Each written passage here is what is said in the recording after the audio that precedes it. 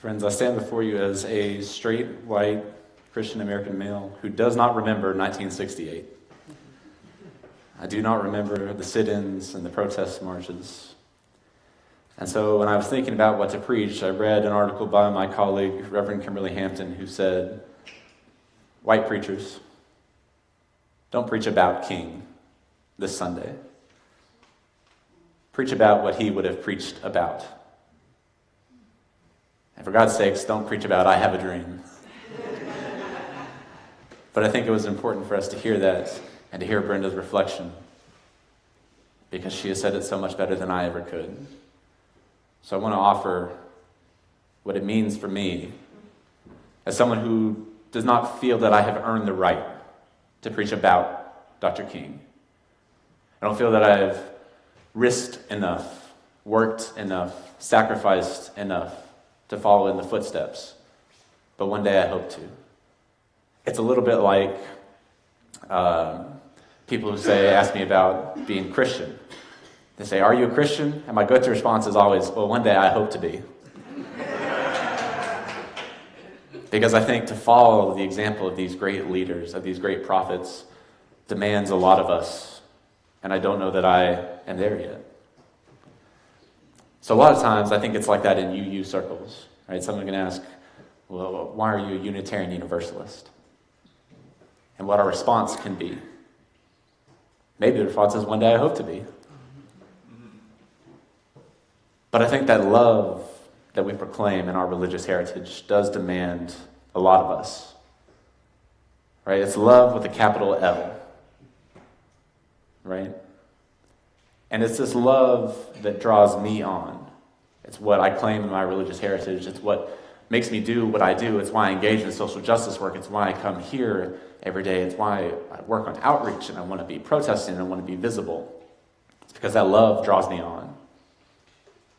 So I was reading a letter from a Birmingham jail. Dr. King is answering that same question when people are questioning, why are you here? Why do you do what you do? And I think it's a question that we all need to ask ourselves as Unitarian Universalists. Why do we partake in social justice? Why do we explore different theologies? This is a place where we come to know our high self. Why? What is driving us on? So I often answer when people ask me, "Why are you a Christian?" I say, it's because I have to be. It's because I've tried not to be. And now I can't not be. It's the same with Unitarian Universalism. People ask me why I'm serving here. I say, because I have to be. I tried not to be. I can't not be. Because there's this love with a capital L that draws me on. So I want us to ask ourselves this question. Why are you here to continue this legacy? Why are you here to learn about the work? Why do we feel the need to utilize our one wild and precious life? As St. Mary Oliver wrote. She says that you're not here just to travel through, not to just have visited the world, but we're here to make a difference.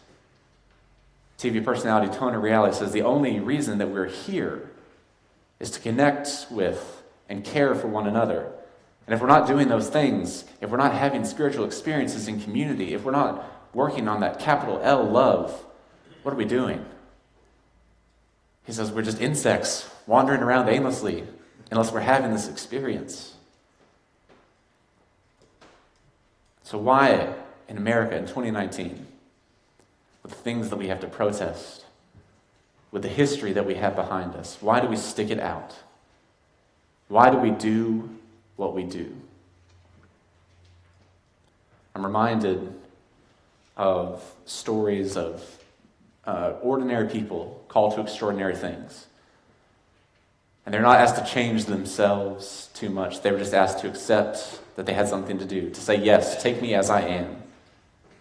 I'm not too young. I'm not too this, I'm not too that. There were kids, there were women and children involved in the civil rights movement.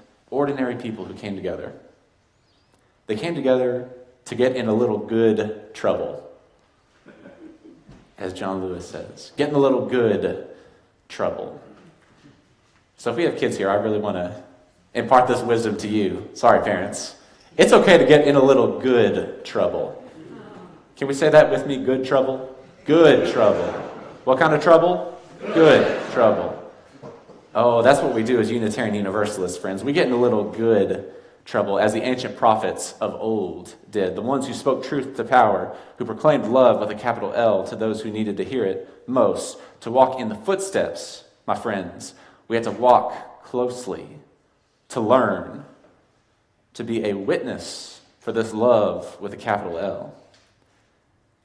Of course, the word for witness is also the word martyr, someone who gives up their life for a cause. We come together to celebrate in service one of the most famous martyrs in American history. Someone whose theology called him to call out the evils and the injustices in the world, to lean on his own faith tradition, to lean into discomfort and to demand that others follow the love with a capital L wherever it may lead, even into discomfort, even into tension, even into radical change. So my friends, what theology calls you? What higher purpose calls you? Why do you do what you do? Why are you here? Because sometimes I think we as Unitarian Universalists, we engage in something that's called shallow justice. That's what I call it. It's where we show up, we protest and we march, and then we go home. And that's it. My friend and colleague Rob Keithan says that we are not a justice organization as these churches. We are not a justice organization. We are a religious organization, a faith body that does justice work. Think about that. So when we go and we engage in justice work, when we do marches, when we show up on Thursday afternoons, when we do the Women's March, when we protest and we go out to vote, all these things, what religious values are we bringing? Why are we doing it? Is there something spiritual that is pushing us on, pulling us onward? Or are we doing it just to do it? Are we having an experience or not?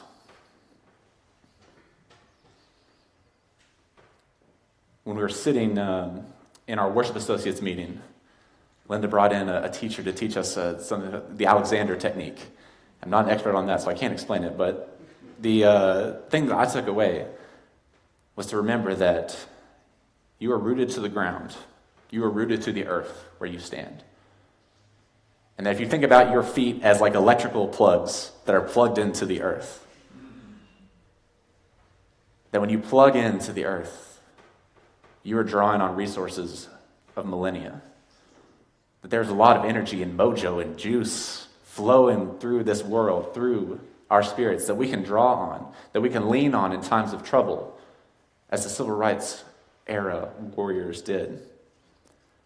As Dr. King did when he leaned into the vein of his Christianity and he said, I'm only working in the spirit of people like Micah and Amos, these Hebrew prophets who spoke truth to power, who left their small towns, the safety and the comfort, and they went out and they proclaimed the truth as they saw it to try and make a difference. To call out the militarism, the racism, the poverty, things that we still got today, 50 years later. And I read this letter and I see that Dr. King, he was not afraid to get in a little good kind of trouble. What kind of trouble? Good trouble. He was not afraid to be in a little good trouble and to call out things the way that he saw them, to use his theological language. Right? He would say things are sin. Sin. A word that we may not be comfortable with here in a Unitarian Universalist church. But I want us to really wrestle with that. Because I think it's a pretty good word to describe some of the things we're seeing. I think it's a pretty good word to describe a racist in the White House.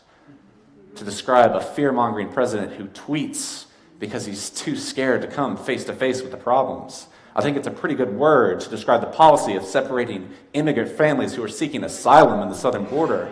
I think it's a pretty good word to protect policemen who kill black and brown bodies, to protect gun rights owners who want high-capacity magazines and assault-style rifles rather than black and brown children. I think it's a pretty good word for the valuing of corporations who evilly pollute the world, kill the planet, do not pay their fair share of taxes, and suffer no retribution. I think it's a pretty good word for forcing employed people to stand in a bread line in 2019 because we can't get our stuff together over a wall that is a monument to white supremacy and someone's ego because that man is too afraid and insecure. I think it's a pretty good word to cut mental health services and to build more prisons.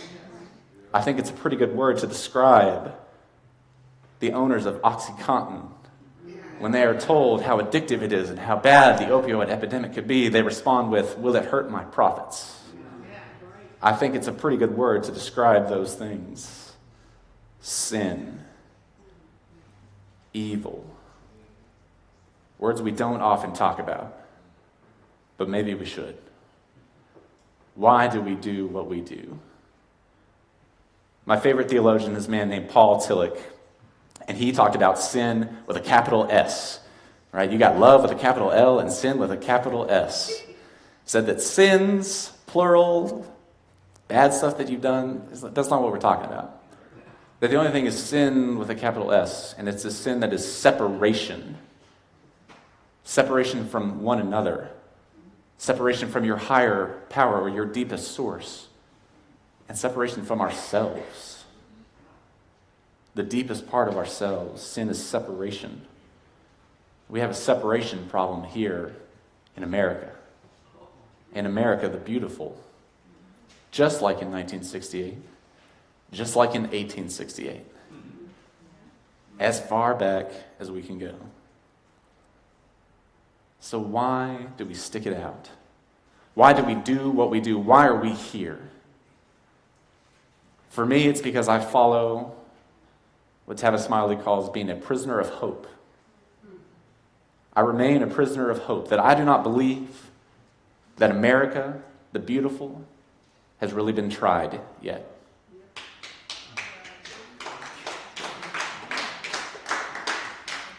Thank you. I don't believe that America the Beautiful has been tried yet. It's similar to the reason that I still practice Christianity. I do not believe that the Christian ideal has been practiced yet. Writer G.K. Chesterton once said, the Christian ideal has not been tried and found wanting. The Christian ideal has been found hard and not tried.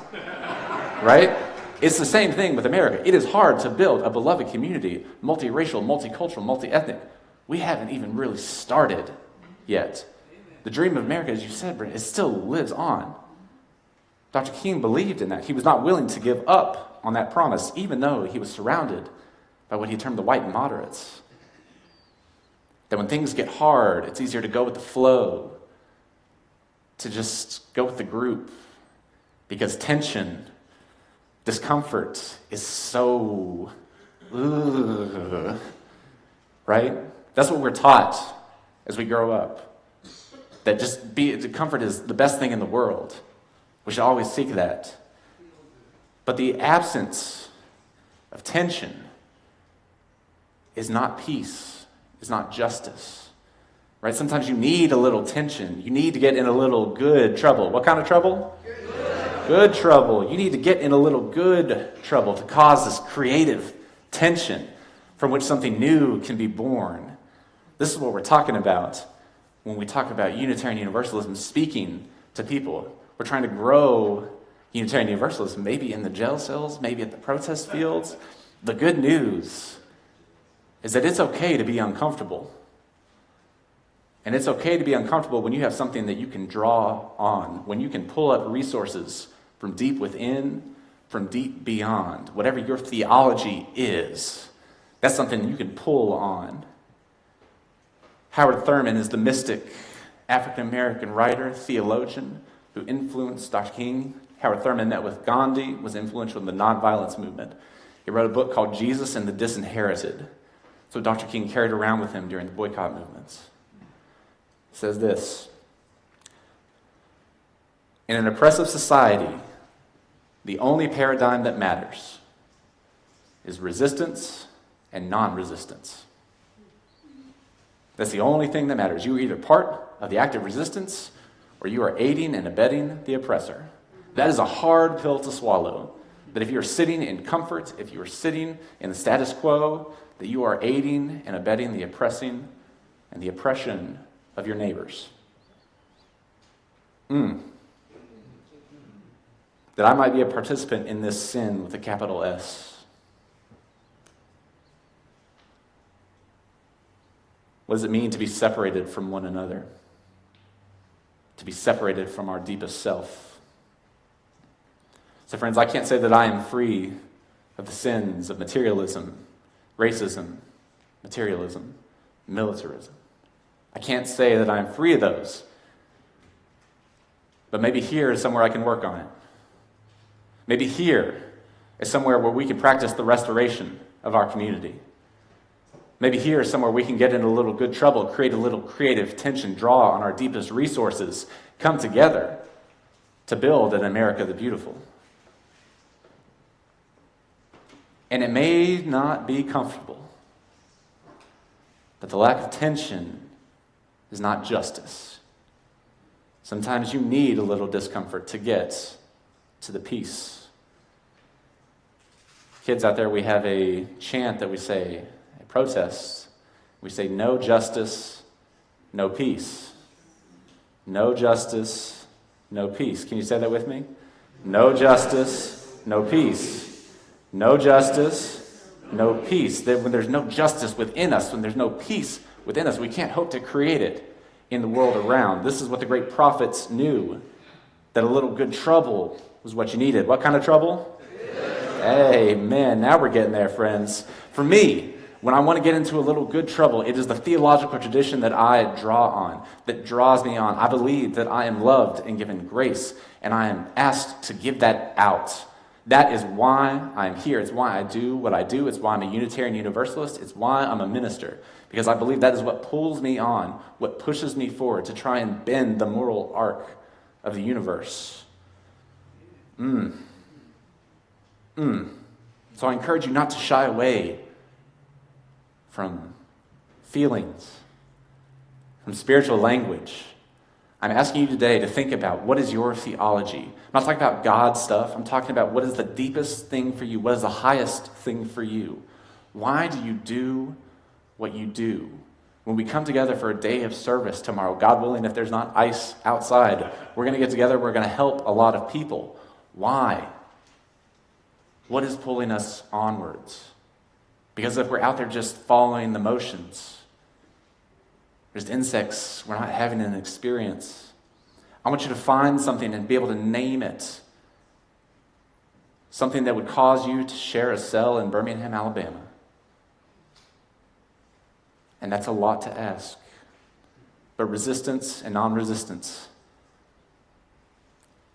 If you want to be a pew warmer, a butt in the seats, that's fine. Find a way to be a part of the resistance. Pass on your knowledge. Write letters, make phone calls. If you want to be out on the streets, part of the resistance, that's fine. Get out there. Let's do it together. Invite your friends. Friends, my hope is that when we engage in this service, we draw on these deep wells, these sources, to find security, to know who we are, to work on that sin with a capital S, to get rid of that separation that separates one another, separates us from our higher power, separates us from ourselves. Because when we are part of the oppression, we are separated. And it's not how we're meant to be. That's what I believe. This deep sense of insecurity is the same thing that causes a racist, fear-mongering white man to tweet from the safety of his gilded house. So we need to work on ours. Writer G.K. Chesterton, again, wrote an article called "What's Wrong with the World?" and said, "What's wrong with the world?" He wrote in a letter that said, "Dear sir, in regarding your article, what's wrong with the world? I am." Yours truly, G.K. Chesterton. Friends, it starts with us. It starts here, with us being able to come together as a community to work on these things, to lean into tension, to not be afraid to speak our truth, to be vulnerable, to become exposed, to practice being a multicultural community. This is not the norm for Unitarian Universalism. We are a predominantly white institution in a predominantly white society. Restoration is a different feel. There's a lot riding on us. We have a responsibility to work on it, to work on ourselves, to be the reflection of the world that we want to see. That's why I'm here. That's why I think you're here. So what are we going to do about it? How can we share our faith values? How can our religion speak to the disinherited? Because service is wonderful, and I hope that we get a chance to do that tomorrow, but it is not enough. It is not enough if it's just shallow, if we're not bringing our full religious selves to the party. Because otherwise, we maintain the comfort, the status quo. We are part of the non-resistance. Howard Thurman once more referred to the belief and the practice of finding the deepest part of you, your highest self, the truth of what it is that drives you forward, the ability to get in a little good trouble. What kind of trouble? Good trouble. The ability to get in a little good trouble comes from a deep sense of security, right? Love with a capital L that overcomes sin with a capital S. He referred to this as the sound of the genuine if you're from Texas. And the sound of the genuine is that which is most true in you.